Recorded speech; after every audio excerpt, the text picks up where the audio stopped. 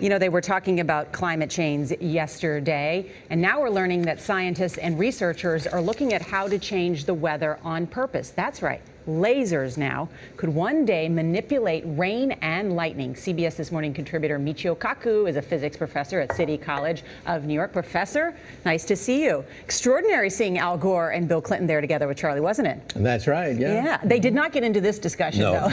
But it is fascinating. I mean, lasers, really, to change the weather? That's right. Well, as Mark Twain once famously said, everyone complains about the weather, but no one ever does anything about it.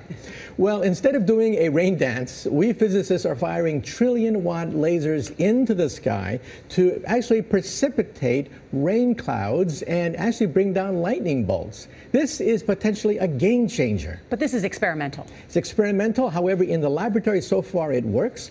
When you have water vapor and you have dust particles or ice crystals, you can precipitate rain. It condenses around the seeds. These seeds can also be created by laser beams. By firing trillion-watt lasers, you rip apart the electrons, creating what are called ions, and these ions act like seeds, like dust particles, bringing down rain and even lightning. Go ahead.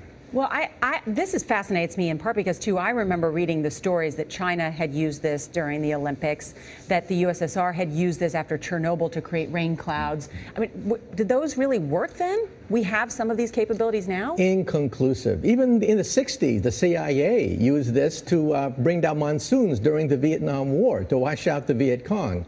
Governments have been playing with this thing. Alleged to. Alleged to, right. Yeah. Now, we realize that for decades now, these governments have been alleged to have experimented with weather control, but nothing conclusive. This time we're bringing in the laws of physics rather than simply waving our hands and uttering mumbo-jumbo.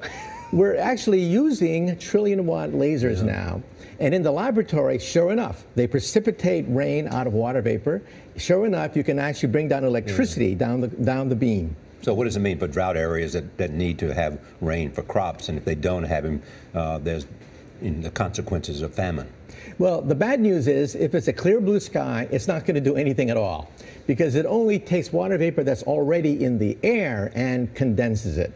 However, for floods, for agriculture, farmers, for people planning wedding parties, football games, you name it, outdoor events and agriculture and flooding and even hurricanes, all of them could be subject to weather modification. Incredibly interesting. Professor Michio Kaku, thank you so much.